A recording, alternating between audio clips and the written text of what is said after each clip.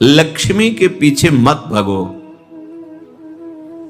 प्रभु के भजन में लग जाओ। लक्ष्मी मां है, वो तुम्हारी सेवा करने लगेंगे।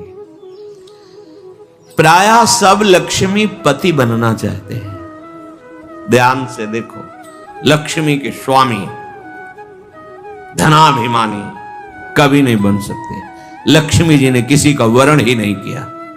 जब समुद्र से प्रकट हुई तो सब विराजमान थे।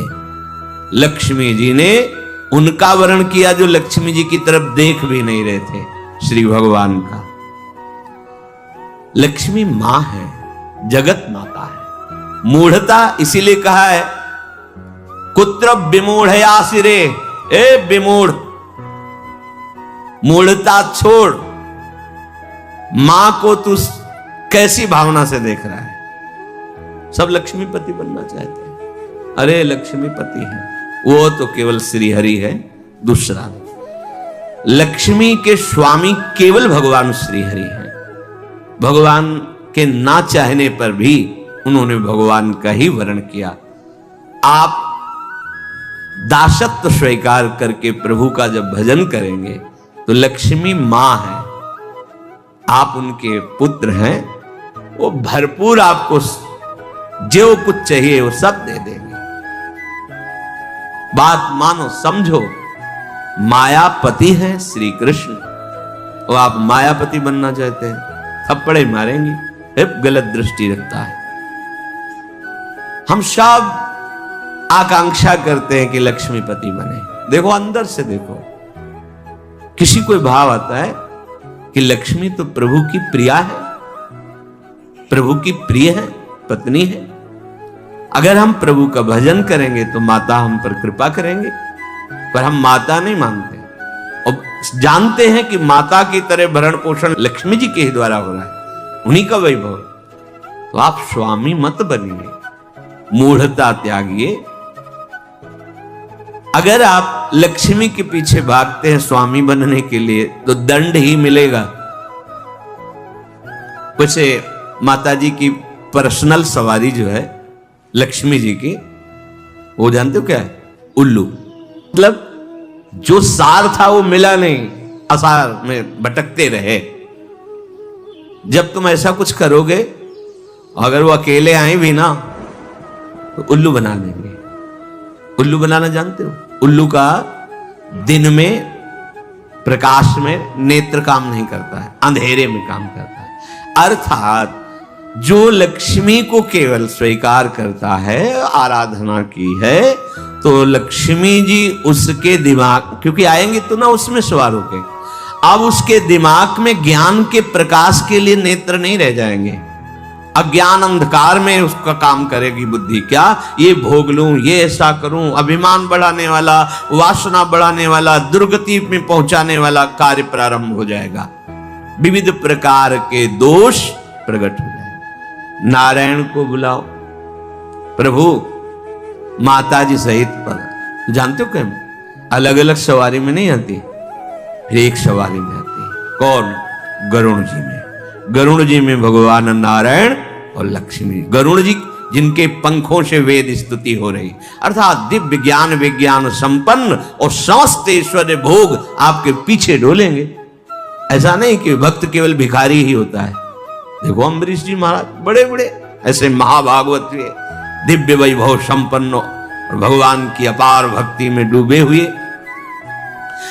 श्रीपाद करे विमूढ़ता, अर्थात मूढ़ता का त्याग करो और सर्वाधीश्वर युगल सरकार के चरणों का चिंतन करो।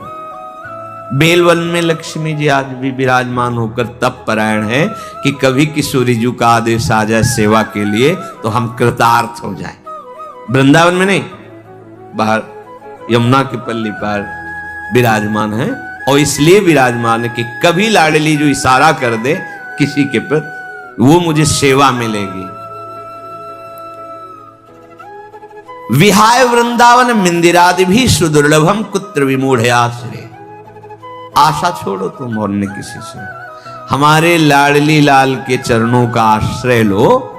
तो कह रहे हैं परम सुदुर्लभाश्चात्र मिलंति भक्तया। परम दुर्लभ प्रेम भक्ति भी मिलेगी और ऐश्वर्य भी मिलेगा। ये जब आप प्रिया प्रीतम के चरणों का आश्रय लिए वृंदावनाधीश्वर श्यामा श्याम का भजन कर रहे, तो क्या नहीं मिल जाएगा आपको।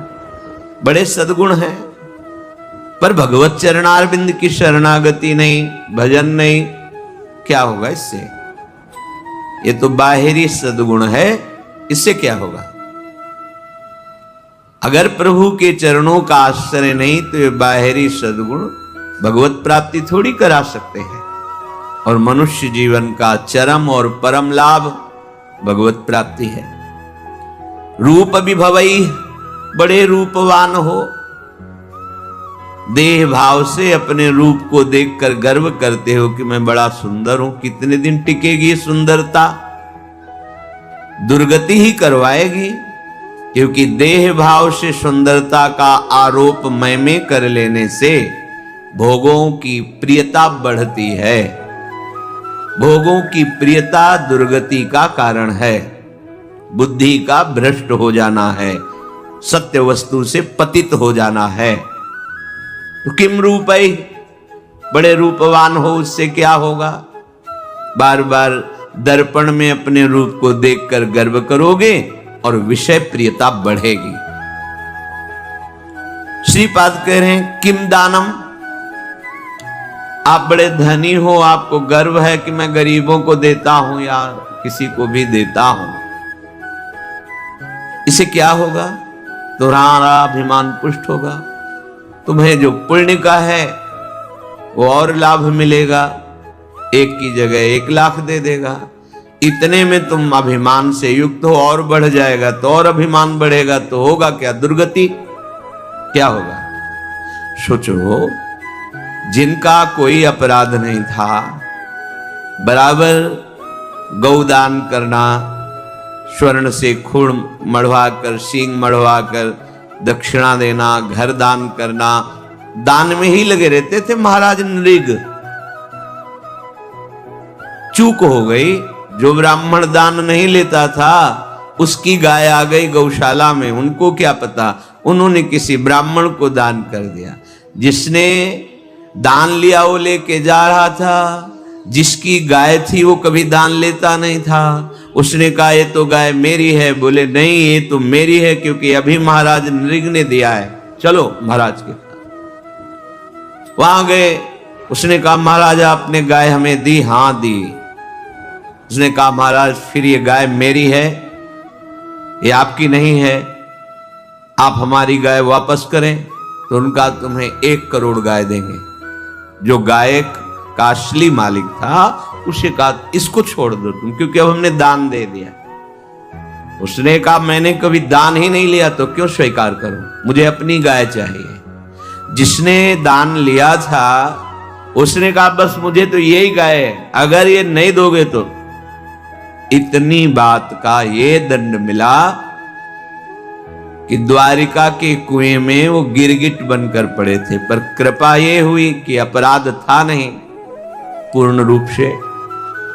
वो राजा है, वो क्या गौ सेवक थोड़ी हो कि गौशाला में पहचानते हो कौन मेरी गाय कौन तेरी गाय। आ गई, दान कर दिया। तो फिर भगवान अपनी तरफ से हेतु की कृपा करके उनका कल्याण किया, पर बने गिरगिटी। विचार करके देखो, इतना बड़ा दान अगर भगवान हेतु की कृपा न करते तो क्या बने हुए पड़े थे। तो किम दानम, अहंकार करके कि मैंने इतना रुपया दान किया, इतनी वस्तु दी, वो आपको मुक्त नहीं कर सकता। और वही वस्तु, हे प्रभु आपके द्वारा दी हुई वस्तु दैन्य भाव से आपको समर्पित करते हैं, हो गया, ये भगवत प्राप्ति का कारण बन जाएगा। किसी को भी जब कोई कभी सेवा करे, दान भावना न रखे, मेरी वस्तु नहीं है भी नहीं, वास्तविक मेरे प्रभु ने दी है। प्रभु की दी हुई वस्तु से प्रभु स्वरूप सामने आए हुए को जो हम सेवा कर रहे हैं, रिझा रहे हैं, उसका फल हो मेरे गोविंद मेरे पर प्रसन्न हो। त्वदीयं वस्तु गोविंदम क्यों रोक दिया?